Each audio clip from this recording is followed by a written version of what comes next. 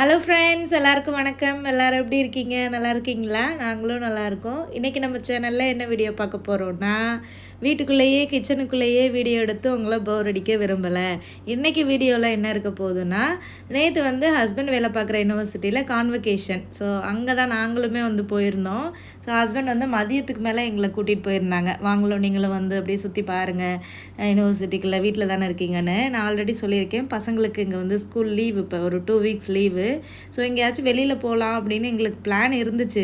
But ஹஸ்பண்டுக்கு வேலை இருக்கிறனால அவங்க எங்களோட கூட்டிகிட்டு சுற்றிட்டு இருக்க முடியாது பார்த்தீங்களா. அதனால எங்கேயுமே அவ்வளோக்கா போகிறதில்ல. அவங்களுக்கு ஃப்ரீ டைம் கிடைக்கும்போது சும்மா பார்க் போகிறது, வெளியில் எங்கேயாச்சும் போகிறது, அந்த மாதிரி தான் போயிட்டுருக்கோம். ஸோ நேற்று யூனிவர்சிட்டியிலேயே அங்கே கான்வகேஷன்னால ஸோ அவங்களுக்கு ஒர்க்கெல்லாம் இருக்காது. நிறைய பேர் வந்திருப்பாங்க, பேரண்ட்ஸ் எல்லாம் வந்திருப்பாங்க, ஸ்டூடெண்ட்ஸோட பேரண்ட்ஸு அப்படிலாம். ஸோ அதான் நம்மளும் அப்படியே போய் பார்த்தா கொஞ்சம் நல்லா இருக்குமே அப்படின்னு சொல்லிட்டு எங்களையும் கூட்டிகிட்டு போனாங்க. இப்போ வாங்க, நான் உங்களை கூட்டிகிட்டு போகிறேன். என்னோடய ஹஸ்பண்ட் எங்களை கூட்டிகிட்டு போனாங்க யூனிவர்சிட்டிக்கு. நான் வீடியோ மூலமாக உங்களை கூட்டிகிட்டு போகிறேன். இப்போ வீடியோக்குள்ளே போகலாமா? ஸோ ஒரு மதியத்துக்கு மேலே தான் ஒரு 12 மணிக்கு மேலே தான் வீட்டில் இருந்தே நாங்கள் கிளம்புனோம். அவங்க நான் மதியம் உங்களை அழைச்சிட்டு போகிறேன், ரெடியாக இருங்கன்னு சொல்லியிருந்தாங்க. ஸோ பயங்கர வெயிலுங்க, சரியான வெயில். இந்த பின்னாடி கொடையெல்லாம் பிடிச்சிட்டு உட்காந்துருக்காங்க பாருங்களேன். நல்ல க்ரௌடு. பேரண்ட்ஸுக்கெலாம் ரொம்ப ஹாப்பியாக இருக்கும்ல, பிள்ளைங்களை கஷ்டப்பட்டு படிக்க வைக்கிறாங்க. அவங்க ஒரு பட்டம் வாங்கிட்டு வரும்போது பிள்ளைங்களோட எதிர்காலமே நீ தான் அப்படின்னு சொல்லிட்டு ரொம்ப சந்தோஷப்படுவாங்கல்ல. ஸோ எனக்கு மைண்டில் அதுதான் ஓடிட்டு இருந்தது. ஸோ ஹஸ்பண்டும் முகிலும் போயிட்டு இப்போ காரை பார்க் பண்ணுறதுக்கு போயிட்டாங்க. நானும் அதுவும் இந்த இடத்துல இறங்கிட்டோம். அப்படியே சும்மா நடந்துட்டு அப்படியே கொஞ்சம் வீடியோ எடுக்கலாம் அப்படின்னு சொல்லிட்டு ஸோ அப்படியே எடுத்துகிட்டே நடந்துகிட்டு இருந்தோம். அவங்க கொஞ்சம் நேரம் கழித்து தான் வந்தாங்க. ஸோ இதை தான் பார்த்திங்கன்னா புரூனே நாட்டில் இருக்கிற யூனிவர்சிட்டிங்க. ஸோ அந்த பில்டிங் இருக்குது பார்த்திங்களா, தெரியுதுல வீடியோவில். அங்கே தான் அந்த கான்வகேஷன் ஃபங்க்ஷன் நடந்தது. ஸோ இங்கே புரூனே நாட்டு மன்னர் தலைமையில் தான் நடக்கும். மன்னர் தான் எல்லா ஸ்டூடெண்ட்ஸுகளுக்குமே பட்டம் கொடுப்பாங்க. மன்னர், அதுக்கப்புறம் மன்னரோட பசங்க இருக்காங்கல்ல, அவங்க மகன், அவங்களுமே கொடுப்பாங்க. இங்கே ஒர்க் பண்ணுற ஃபேக்கல்ட்டி எல்லாமே இந்த மாதிரி கோட் மாதிரி போடணும். ஃபேக்கல்ட்டி எல்லாருக்குமே இந்த மாதிரி கோட் கொடுப்பாங்க ரெண்ட்டுக்கு. நம்ம அந்த கான்வகேஷன் அன்னைக்கு யூஸ் பண்ணிவிட்டு அதுக்கப்புறமா ரிட்டர்ன் பண்ணிடணும். அதனால தான் என் வீட்டுக்கார் இந்த கோட் போட்டிருக்காங்க. ஸோ அது போட்டிருக்கையில் கொஞ்சம் வித்தியாசமாக இருந்தார்.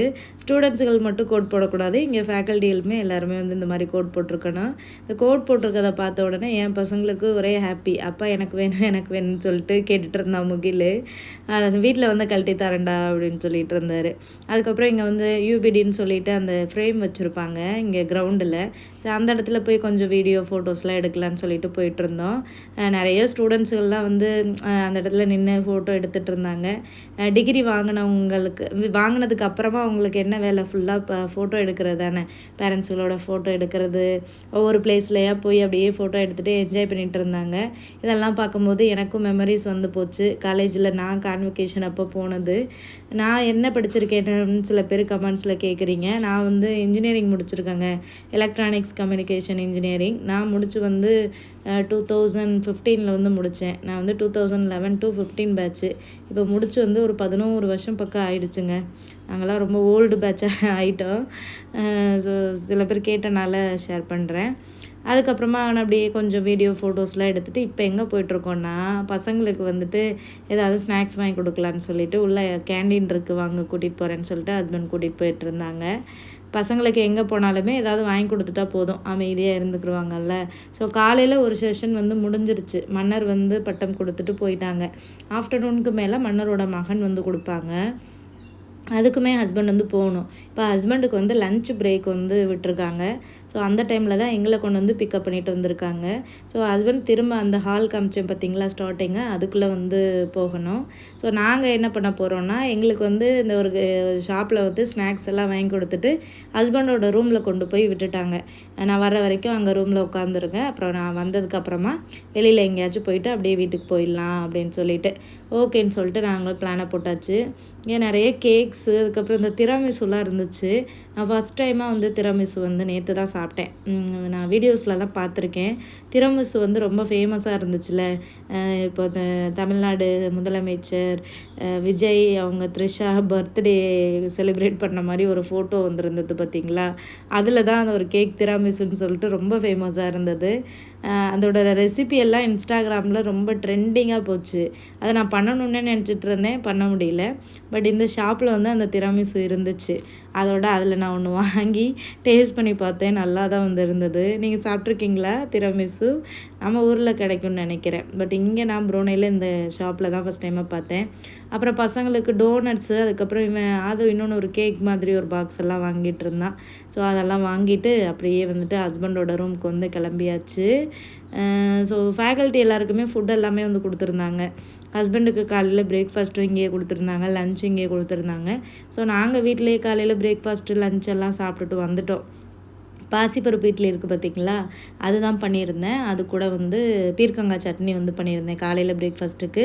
லஞ்சுக்கு வந்துட்டு கொஞ்சம் சாப்பாடு வச்சுட்டு சாம்பார், முட்டை ஃப்ரை பண்ணி சாப்பிட்டுட்டு வந்திருந்தோம். அப்புறம் ஈவினிங் முடிஞ்சதுக்கப்புறம் அப்படியே டின்னர் வெளியில் போய் சாப்பிட்றலாம் அப்படின்னு சொல்லிட்டு பிளான் தான். அப்புறம் ஸ்நாக்ஸ் எல்லாம் வாங்கினதுக்கப்புறமா வந்துட்டு ஹஸ்பண்டோட ரூமுக்கு வந்து கிளம்பியாச்சு.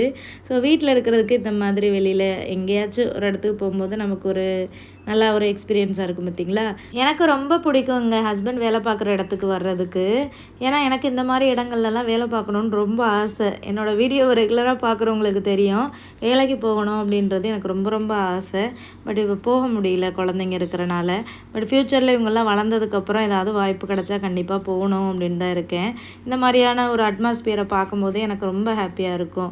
சரி, நம்ம தான் வந்து வேலைக்கு போக முடியல, நம்ம ஓகே நம்ம ஹஸ்பண்டாவது ஒரு நல்ல இடத்துல வேலை பார்க்குறாங்க அப்படின்ற ஒரு இது வந்து இருக்கும். நிறைய பெண்களுக்கு இருக்கும் வேலைக்கு போகிறதுக்கு. பட் சூழ்நிலைகள், குழந்தை, ஃபேமிலி அப்படின்னு சொல்லிட்டு நம்மளால் வந்து நம்மளோட ஆசைப்பட்டதை வந்து பண்ண முடியாது. எல்லா பெண்களுக்குள்ளேயுமே அவங்க படித்ததுக்கு ஏற்ற மாதிரி ஏதாச்சும் ஒரு வேலைக்கு போனால் நல்லாயிருக்கும், நமக்குன்னு ஒரு ஐடென்டிட்டி இருந்தால் நல்லாயிருக்கும் அப்படின்னு எல்லாருமே எதிர்பார்ப்போம். நான் மட்டும் கிடையாது, நீங்கள் எல்லோரும் தானே. வீடியோ பார்க்குற நீங்களும் அப்படி இருந்தீங்கன்னா கமெண்ட்டில் வந்து ஷேர் பண்ணுங்கள். என்ன தான் நம்ம ஹஸ்பண்ட் நல்லா வேலை பார்த்து சம்பாரித்து குடும்பத்தை இது பண்ணாலும் நம்ம ஏர்னிங்ஸில் சம்பாரித்து அந்த காசு எடுத்து நமக்கு ஏதாச்சும் ஒன்று பண்ணும்போதும் நம்ம அம்மா அப்பாவுக்கு கொடுக்கும்போது அது ஒரு ஹாப்பினஸ் தானே. அந்த மாதிரி இருக்கணும்னு நான் ரொம்ப ஆசைப்படுவேன். பட் சில நேரங்களில் நம்மக்கிட்ட எது இல்லையோ அதை தான் மனசு எதிர்பார்க்கணுவாங்கல்ல. ஸோ அந்த மாதிரி தான்.